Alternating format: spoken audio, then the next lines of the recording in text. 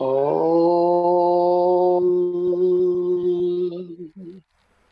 ओंकारं बिंदुकं नित्यं ध्यायन्ति योगिनः कामदं मोक्षदं चैव ओंकाराय नमो नमः. तर आपण विभूती सिद्धीचा मागच्या वेळी विचार केला आहे. 39व्या सूत्राचा आपण शेवटी विचार केला. त्याच्यात उदान नावाचा जो प्राण आहे, याच्यावर जर संयम केला, तो जर आपणाला प्राप्त झाला, त्याच्यामुळं तो मनुष्य, तो योगी पाण्यावरून चालू शकतो, चिखलात फसत नाही, काटे बोचत नाहीत, असं आपण पाहिलं.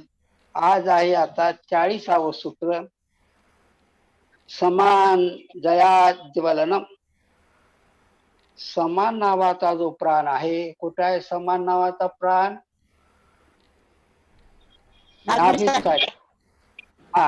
हा समान नावाच्या प्राणावर जर योग्याने संयम केला, त्याच्यावर त्याला विजय प्राप्त झाला, तर त्या योगाचं शरीर तेजस्वी होते.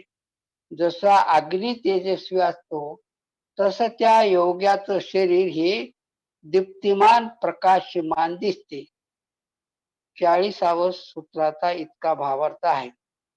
त्याच्यानंतर 41वं सूत्र आहे, श्रोत्र आकाशयोः संबंध संयमात दिव्य श्रोत्रम. आता काय, हा श्रोत्र आहे आणि आकाश आहे. श्रोत्र हे इंद्रिय आहे, आकाश त्याची देवता आहे आणि त्याला जोडण्याचं काम शब्द करतो. म्हणून त्याचं जर साधन आपण उपलब्ध केलं, आकाश त्याचं अधिष्ठान आहे. श्रोत्र आणि आकाश याच्या संबंधावर आपण संयम जर केला, तर योग्याला दिव्य श्रोत्र तयार होतं. म्हणजे सर्वसामान्य माणसाला जे ऐकता येत नाही, ते त्या योग्याला ऐकता येतं. कितीही दूरचा असो, किती कमीचा असो, त्याच्या ज्ञानामध्ये ते जाते. जसं आकाशाचं झालं, तसं वायू, त्वचा, ते चक्षु, जल रसना आणि पृथ्वी घ्राण, या सगळ्यांचं असंच आहे. तुम्ही त्या योग्यानं जर त्याच्या संबंधावर चित्त स्थिर केलं, संयम केला, तर त्या गोष्टी त्याला प्राप्त होऊ शकतात. आता 42वं सूत्र आहे, काया आकाशयोः संबंध संयमा लघु तूल समापत्तीश्च आकाश गमनम.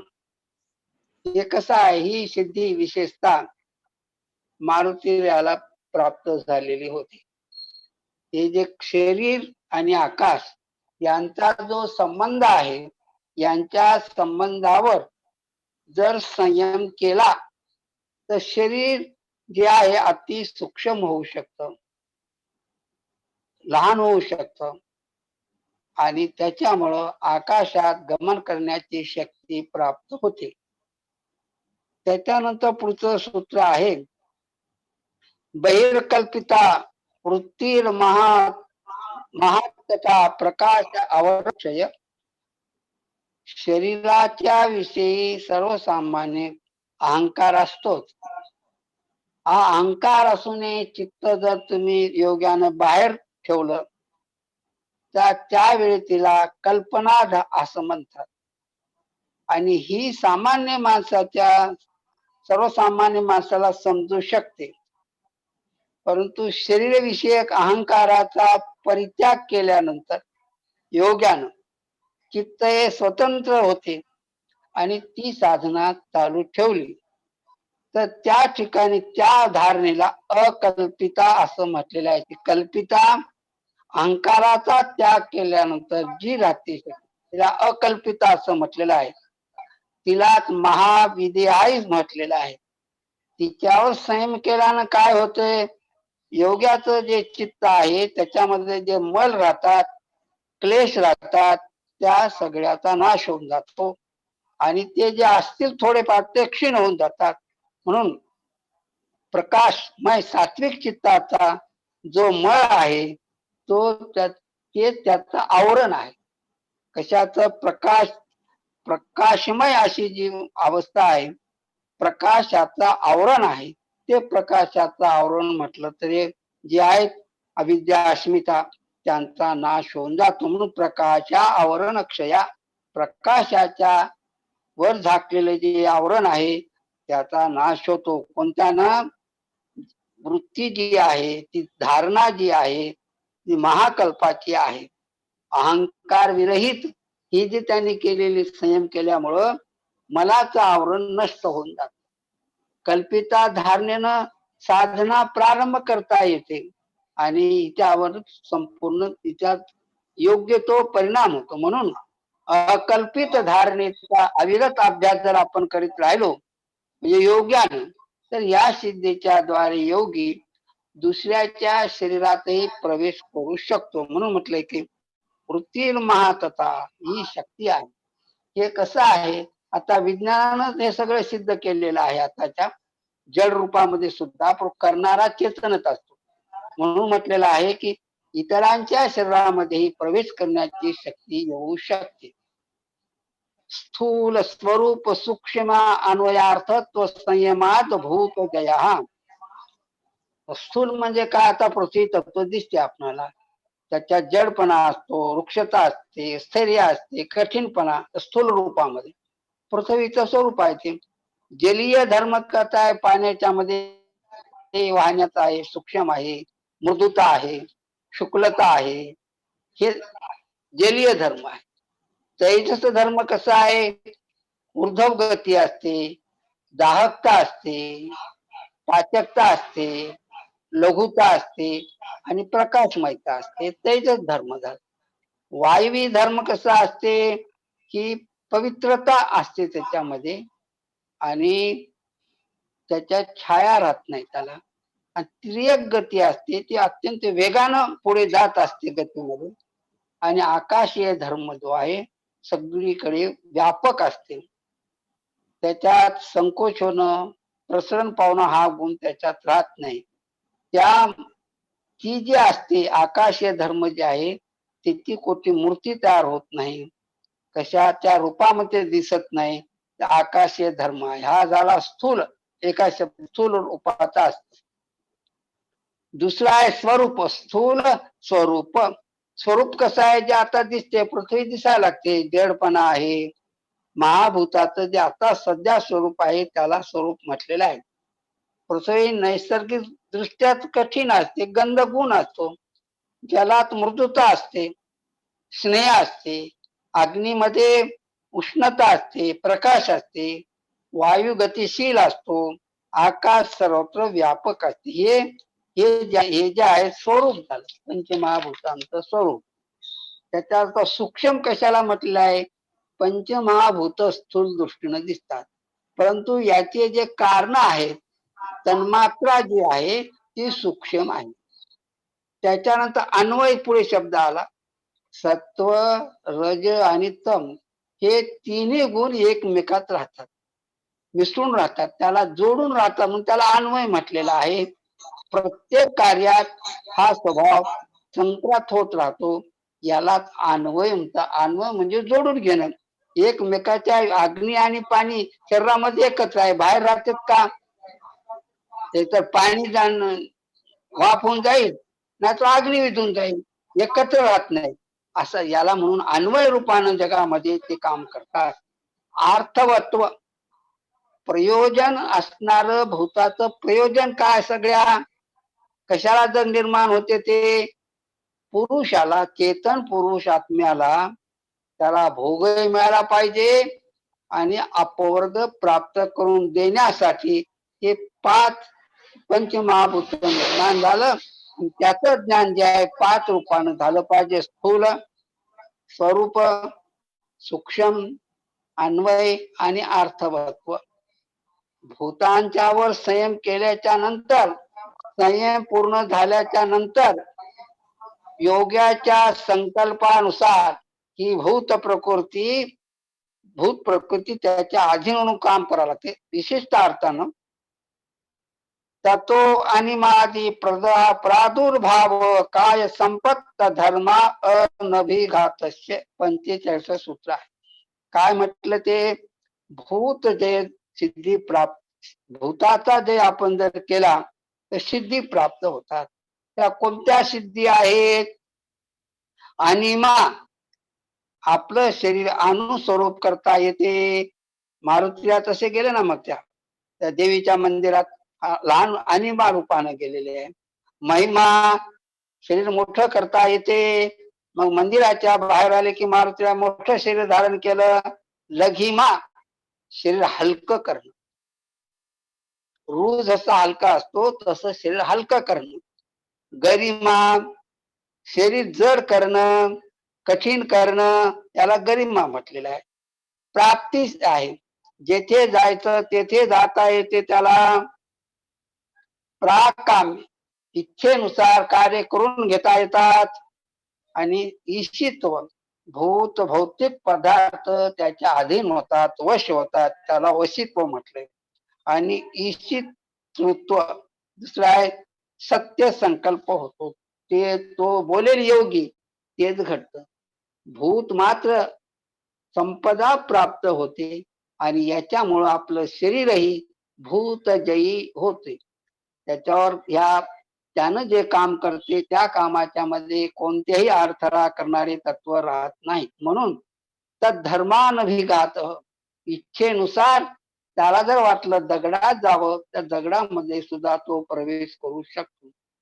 आणि त्याला कोणी पाणी आगली लावू शकत नाही, पाणी भिजू शकत नाही. असं या सगळ्या गोष्टी त्या योग्याला प्राप्त होतात. वार उडवू शकत नाही असं हे एक या सगळ्या सिद्धी लवकर लवकर काय होतात? सिद्धी काय होते? काय केल्यावर? संयम केल्यावर.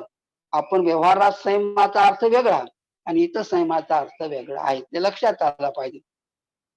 रूप लावण्य बल वज्र संवहन आणि काय संपद शरीर संपत्ती आपणाला प्राप्त होते केव्हा? त्याच्यावर तुम्ही संयम केला तर. काय होते? रूप सुंदर होते, बळ प्राप्त होते, शरीर वज्राप्रमाणे कठीण होते. एक काय संपत्ती आहे, ही संपत्ती आहे. भूत जयी योगी दर्शनीय रूपामध्ये तो सुंदर दिसतो. त्याच्यात शारीरिक मानसिक दिव्य क्षमता प्राप्त होतात आणि त्याचं शरीर दृढ होतं, वज्रासारखं कठीण. वज्र असं म्हटलेलं आहे. शरीराचे समस्त अवयव मोठे सुंदर सुडोल दिसायला लागतात आणि सुदृढ बनतात. हे शारीरिक ऐश्वर्याचं सौंदर्य आहे. त्याच्यानंतर आता पुढचं आहे सूत्र ग्रहण स्वरूपास्मिता अन्वयार्थवत्व संयमादी इंद्रिय जय. ग्रहण ग्रहण काय आहे? आकाशाचा शब्द आहे, ते इंद्रिय ग्रहण करते. कोणतं इंद्रिय? कर्ण इंद्रिय. ज्याचा ज्या भूताचा जो धर्म आहे त्या धर्माला एक विशिष्ट प्रकारचं इंद्रिय समजू शकते. 5 ज्ञान इंद्रियाचे म्हणजे स्पष्ट 5 ज्ञान झाले. प्रत्येक इंद्रियांचा विषय भिन्न आहे आणि त्याला आपलंस करण्यासाठी सुद्धा इंद्रियामध्ये ती शक्ती निर्माण करावी लागते. म्हणून ग्राह्याशिवाय ग्रहण करणं शक्य नाही. आपल्यात ती शक्ती पाहिजे. म्हणून ग्रहण जे आहे विशेषता दाखवते. ग्रहण केल्याच्या नंतर विषयास पूर्ण रूपानं जाणणं, त्याच्याकडे अवलोकन करणं, त्याला बघणं, याच्यावर जर संयम केला तर तुम्हाला त्या गोष्टी समजू शकतात. ते काय केल्यानं काय होते ते योग्याच्या बाबतीत सांगितलं. आपण जर आपल्या व्यवहारामध्ये असं जर केलं तर आपण सुद्धा विजयी होऊ शकतो. स्वरूप सृष्टी क्रमानुसार ज्या इंद्रियांची जशी रचना असेल त्याचं कार्य जसं असेल ते त्या योग्याला समजतं. त्याच्यानंतर अस्मिता सात्विक अहंकारापासून इंद्रिय निर्माण झालेली आहे. इंद्रियाचं कारण सात्विक अहंकार आहे. त्यालाच आपण अस्मिता सुद्धा म्हटलं. अस्मि म्हणजे मी आहे असं वाटणं. त्याच्यानंतर अन्वय अस्मिता त्रिगुणांचा परिणाम आहे. तीनही गुणांच्या मध्ये एकमेकाला सांभाळून घेण्याची शक्ती आहे. त्याला अन्वय, अर्थवत्व, प्रयोजन असलं पाहिजे इंद्रियाला काहीतरी. तर ते सांगितलं की अर्थत्व असणं, त्याच्यात विशेषता असणं, या सगळ्याच्या मध्ये या सगळ्याचा साक्षात्कार संयमानं होते. इंद्रियावर जय प्राप्त करून घेण्याची शक्ती योग्यामध्ये येत. ततो मनोजवित्वम विकरण भाव हा प्रधान जयस्य. संयमानं 5 ज्ञान इंद्रियावर आपण ताबा मिळू शकतो आणि योग साधकाला मनावर जय प्राप्त होतो. म्हणून त्यासाठी 3 सिद्धी प्राप्त होतात. मनोजयवित्व, शरीर आणि इंद्रियात मनाच्या आधारे कुशल होतात, सशक्त असतात. त्याचप्रमाणे कर्म इंद्रियावर संयम केला तर कर्म इंद्रिय आपल्या अधीन होतात. त्याच्यानंतर विकरण भाव, देहरहित अवस्थेत सुद्धा हे चित्त काय करतं, देश काल अनुसार इंद्रियांच्या द्वारे काम करून घेतो. तसे करण्याची शक्ती त्याच्यात येते. हा कोणाचा अनुभव आहे? योग्याचा अनुभव आहे. म्हणून म्हटलेलं आहे प्रधान जय तिसरा आहे. प्रकृती तिच्या विकासावर योगाचं नियंत्रण असते, ते विकार होऊ देत नाही. म्हणून अभिप्रेत कार्य योग्याचं निर्बाध होते, काही अडथळा त्याच्यात येत नाही असं. त्याच्यानंतर मधुप्रतिका. मधुप्रतिका म्हणजे काय? सिद्धी घडत राहते. भविष्यात मधुर गोष्टी घडणार आहेत त्या दाखवते. म्हणून त्याला चिन्ह म्हटलंय मधुप्रतिका. प्रतीक म्हणजे चिन्ह.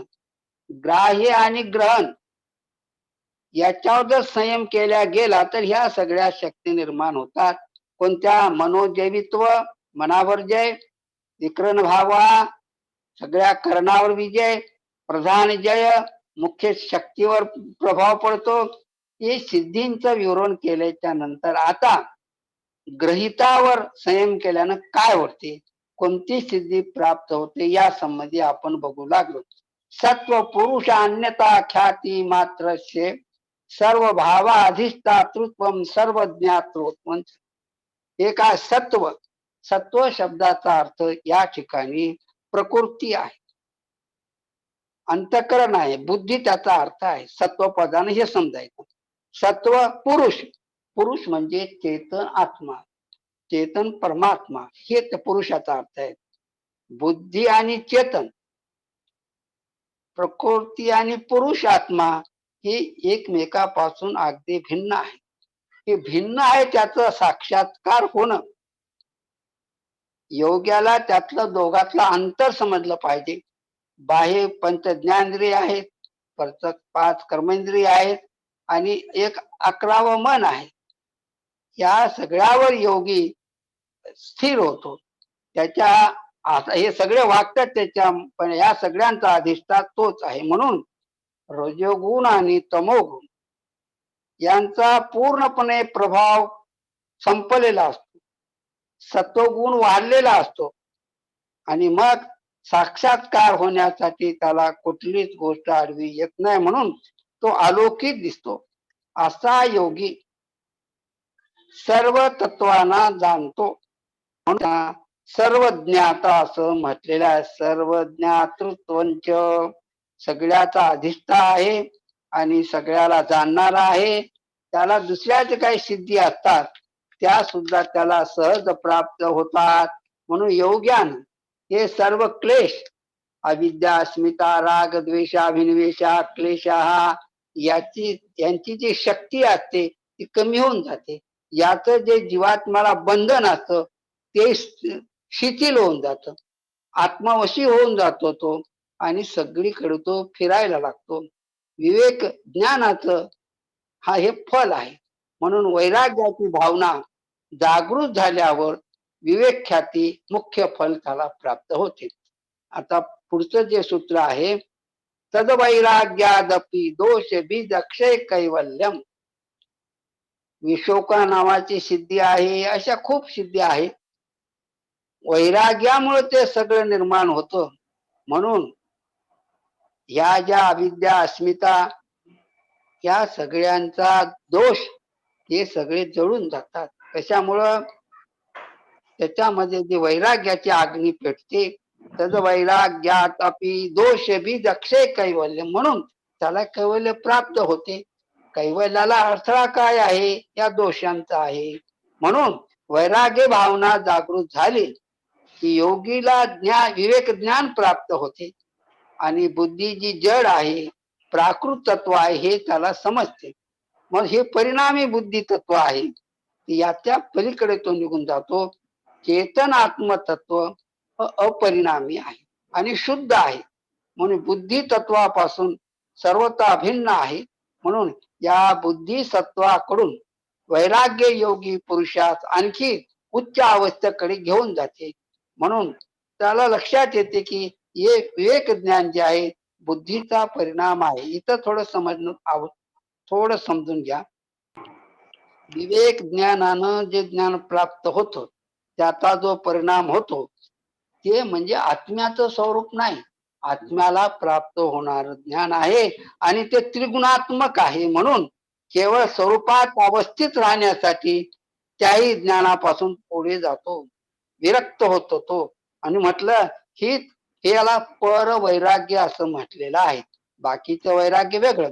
म्हणून पर वैराग्याचा उगम झाला, क्लेशाचं अविद्या जी क्लेश आहे त्यांचं बीज त्यांचे संस्कार पूर्ण दग्ध होऊन जातात, चित्ताच्या बरोबर क्षीण होऊन जातात, कार्य करण्याला ते समर्थ होत नाही. कोणतेही दोष जे आहेत तेव्हा आपल्या आत्म्याच्या सन्मुख वैश्विक दृश्य जरी आले ते त्याला योग्याला त्रास देत नाहीत. म्हणून त्रिगुणापासून पृथक एकटा जेव्हा राहायला लागला त्याला केवल रूप म्हणतात आणि त्याला कैवल्य असं आहे.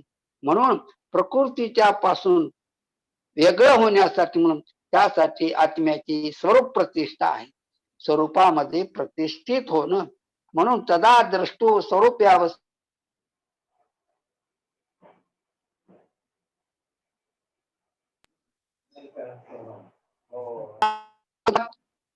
त्याला जे जे भुलवणाऱ्या या सिद्धी आहेत त्या सिद्धीच्या मागे जर तो लागला तर त्याचं योगित्व संपते, तो पथ भ्रष्ट होऊ शकतो. म्हणून अत्यंत सतर्क राहिलं पाहिजे योग्याने ज्यावेळी प्राप्त व्हायला लागतात तेव्हा. आता 51वं सूत्र आहे, स्थानुपनिमंत्रणे संग समयाकरणम पुनर्निष्ठ प्रसंगात. योगीचं परम लक्ष्य काय आहे? कैवल्य प्राप्ती करून घेणं, मोक्ष प्राप्त करून घेणं असं आहे. निरंतर अभ्यास करीत राहिला विविध प्रकारच्या सिद्धी प्राप्त होतात. परंतु आपलं लक्ष जर आपलं ध्येय जे आहे त्याच्यावर जर लक्ष केंद्रित केला तर हे सिद्धी तुम्हाला काही त्रास देत नाही. परंतु या सिद्धी दिव्य शक्ती आहेत त्या अनुकूल झाल्यानंतर कैवल्य प्राप्तीला उत्साह देणाऱ्या होतात विवेकी पुरुषासाठी. आणि लोक साधू म्हणावं म्हणून कोणाचे काय भविष्य सांगू लागला, कोणाला काय आशीर्वाद देऊ लागला तर तो योगी संसारामध्ये येतो, त्याचे योगाचं पद भ्रष्ट होऊन जाते. म्हणून प्राथमिक कल्पिक योगी सतीर्क समाधीमध्ये योगी असतो त्यावेळी त्याला अशी सिद्धी कुठलीच प्राप्ती होत नाही. पण त्याच्या पुढे गेल्याच्या नंतर मधुभूमिक योगी हे निर्वितर्क समाधीच्या मध्ये असते ते. म्हणून प्रकृत मध्ये ऋतंबरा प्रज्ञा जी आहे अशा अनेक गोष्टी त्याच्यामध्ये येतात, परंतु त्या सगळ्या सिद्धी असतात आणि सिद्धी त्यामुळे म्हणून साधू पुरुष हा संसारामध्ये परत येऊ शकतो. प्रज्ञा ज्योती योगी राहतो, ज्याची प्रज्ञेच्या मध्ये ज्योती आलेली आहे. भूत आणि इंद्रियावर ज्याने संयम प्राप्त केलेला आहे असा तो योगी. मग त्याच्या स्वार्थ संयम असो, विशोका ज्योतिषमती असो, विराम काही जरी असेल तरी त्यानं सावध राहिलं पाहिजे. आणि चौथं जे आहे अतिक्रांत भावनीय मधुमती, मधुप्रतिका, विशोका अशा अनेक भूमीवरून योगी चालत जातो. त्याला आत्मसाक्षात्कारासाठी जी अपेक्षा असते त्याच्यावरून तो चालतो. ते जर त्याने विसरलं नाही तर त्याचं साध्य प्राप्त होते. काय होते चित्तामध्ये तशा ज्ञेय शून्य अवस्था असते, काही त्याला जाणण्यासारखं नसतं.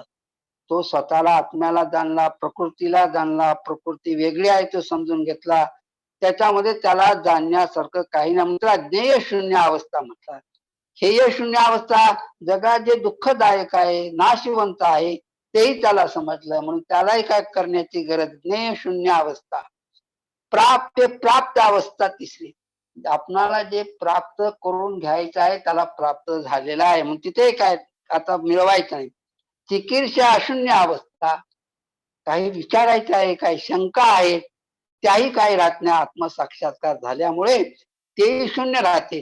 चित्त विमुक्ती प्रज्ञा, चित्त विमुक्त अवस्थेत असल्यामुळे त्याची प्रज्ञा स्वतंत्र होते. गुणलीनता, आणि ते सगळे गुण लीन होतात परमेश्वरामध्ये आणि त्याला आत्मस्थिती प्राप्त होते. अशा 7 ज्या भूमिका आहेत त्या आपण पाहिल्या. विवेक ज्ञानासाठी जे सतत प्रयत्न करायला पाहिजे तो सत्व पुरुषोत्तंता संकीर्ण योग, असे जे सूत्र खूप आहेत. तर आपण जवळपास आता 51 सूत्र बघितलेली आहेत. आता राहिले 4 सूत्र. आता काय पुढे 52 सूत्र. अक्षण तत कर्मयोग संयमात विवेक जम ज्ञानम. क्षण म्हणजे काळाचा शेवटचा भाग, अंश. या त्याची व्याख्या काय? परमाणु एका ठिकाणाहून दुसऱ्या ठिकाणी जाण्यासाठी जेवढा वेळ लागतो त्याला क्षण म्हटलेला आहे. आणि मग क्षणाचा क्रम असतो, एक गेले की दुसरं, असं सारखं चालू राहते. त्या क्रमात जर संयम केला तर विवेक ज्ञान तयार होतं. म्हणून विवेक ज्ञान कशात? क्षण तत् कर्मयोग संयमात. क्षण तत्कर्मामध्ये संयम केला तर हे प्राप्त होते. म्हणून संयम केल्यानं अति सूक्ष्म स्थितीचा साक्षात्कार झाल्यानं योगाच्या चित्तामध्ये अतुल दिव्य शक्ती प्राप्त होते. आणि त्या शक्ती त्यामुळं प्रत्येक क्षणामध्ये विद्यमान वस्तूच्या मध्ये काय घडू लागले हे त्याला समजते. म्हणून इतकंच नाही, अतीत, अनागत, प्रत्युत्पन्न, सध्या, हे सगळं त्याला समजतं. म्हणून विवेक विशेष ज्ञात होतो. म्हणून त्यानं काळजी घेतली पाहिजे की याच्यामध्ये आपण मायेच्या मध्ये किंवा अविद्येच्या मध्ये पडू नये. जाती लक्षण देशैरान्यता अनवच्छेदा तुल्ययोस्तथा प्रतिपत्ती. पदार्थांचा एक दुसऱ्याच्या जे संबंध येतात त्याच्यात लक्षण तयार होतात, ती आपल्या लक्षात आली पाहिजे. आता जाती भेद जगामध्ये दिसतात, सर्वसामान्य माणसाला समजते. कसं आहे, गाय एक जात आणि घोडा एक जात. पाहिलं की हे वेगळं, हे सगळं, ही जाती भेद झाला. लक्षण भेद काय आहे? जात एकच आहे, गाय आहे, काळी गाय आहे, तांबडी गाय आहे, पांढरी गाय आहे, हे त्याचे लक्षण आहेत. देशभर भेद कसा आहे, आपण बसलो, आपल्या पाठीमागे एक, पुढे एक, डावीला उजवीकडे असं राहते. हे सामान्य माणसाला याच्यातला फरक समजत नाही. कसा? ते सगळ्या गोष्टी एका जागी केल्या आणि पुन्हा म्हटलं वा तुमच्या पाठीमागं कोणता आवळा होता, तुमच्या पुढे कोणता होता, हे सर्वसामान्य माणसाला समजत नाही.